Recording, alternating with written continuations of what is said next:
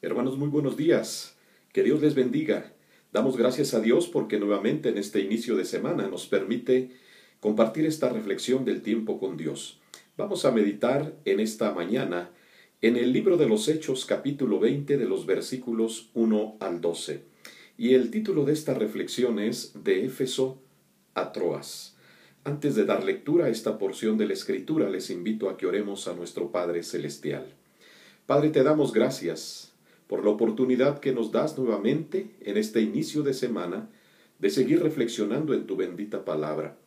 Gracias, Padre, por las experiencias que pudimos vivir y disfrutar el día de ayer en cada una de las congregaciones donde hemos estado.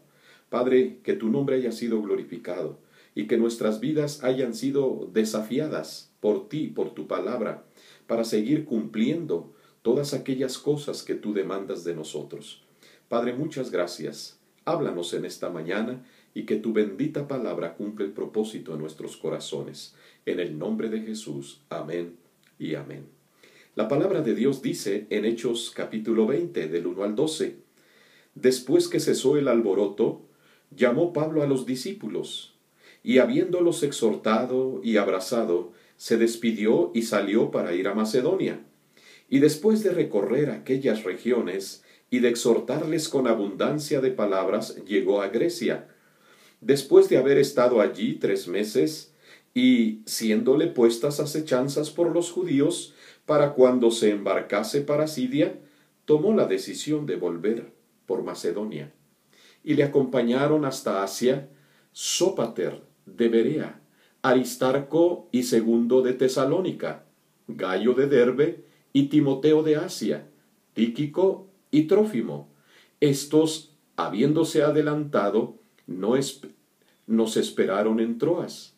Y nosotros, pasados los días de los panes sin levadura, navegamos a Filipos, y en 5 días nos reunimos con ellos en Troas, donde nos quedamos 7 días. El primer día de la semana, reunidos los discípulos para partir el pan, Pablo les enseñaba, habiendo de salir al día siguiente, y alargó el discurso hasta la medianoche. Y había muchas lámparas en aquel aposento alto donde estaban reunidos. Y un joven llamado Eutico, que estaba sentado en la ventana, rendido de un sueño profundo, por cuanto Pablo disertaba largamente, y vencido del sueño cayó del 3er piso abajo, y fue levantado muerto. Entonces descendió Pablo y se echó sobre él, y abrazándole dijo, no os alarméis, pues está vivo. Después de haber subido y partido el pan y comido, habló largamente hasta el alba, y así salió. Y llevaron al joven vivo, y fueron grandemente consolados. La palabra de Dios. En esta mañana les invito a que reflexionemos en el ministerio de Pablo. Y quiero compartir con ustedes 3 características que vemos en la vida de Pablo y en su ministerio. Primeramente, el ministerio de Pablo fue un ministerio que impactó a las personas. Número 2, el ministerio de Pablo se multiplicó en otros. Número 3, el ministerio de Pablo fue un ministerio de poder. Vamos a reflexionar primeramente en este punto. Fue un ministerio que impactó.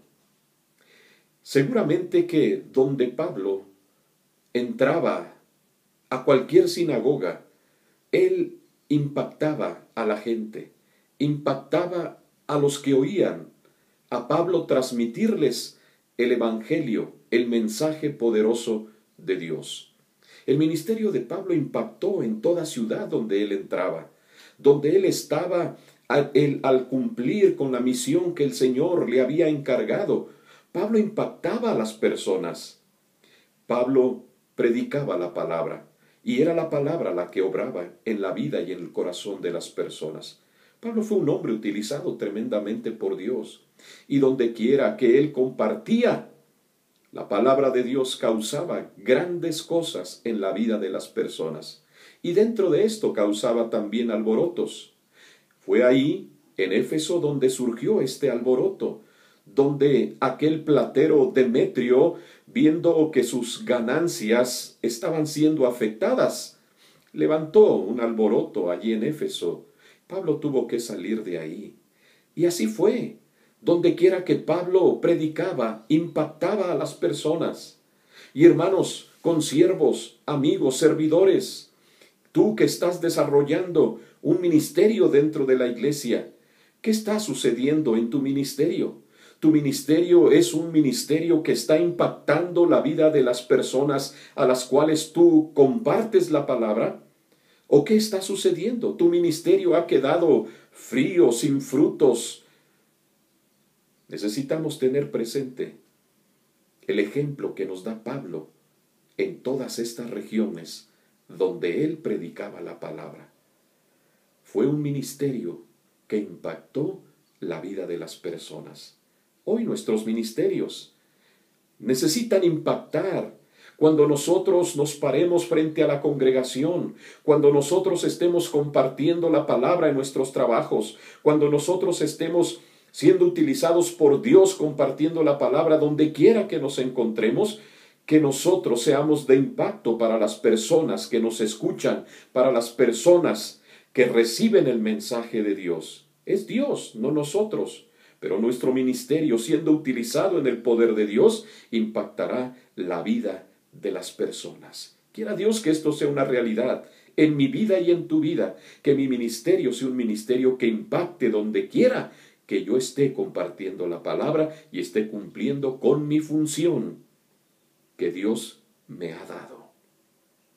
También vemos en estos versículos que el ministerio de Pablo fue un ministerio que se multiplicó. Lo vemos. Y aquí en estos versículos podemos ver a otros personajes que seguramente fueron alcanzados cuando Pablo les predicó el evangelio, fueron alcanzados para Cristo. Sí, el ministerio de Pablo se multiplicó. Qué hermoso y qué emocionante fue aquel momento cuando estos varones que son mencionados aquí en estos versículos fueron impactados, sí, por el mensaje que Pablo les transmitía, pero ahora los vemos unidos en ese equipo ministerial con Pablo. El ministerio de Pablo se multiplicó porque Pablo se preocupó en los otros, en los que venían detrás de él, o en los cuales él podía ver capacidades para que estos también fueran instrumentos poderosos en las manos de Dios y en un momento determinado quedaran establecidos como pastores en esas congregaciones. El ministerio de Pablo se multiplicó. ¿Qué estamos haciendo nosotros hoy en día con aquellos que estamos ministrando? ¿O queremos ser nosotros solamente los que estemos acaparando todas las cosas dentro de la iglesia?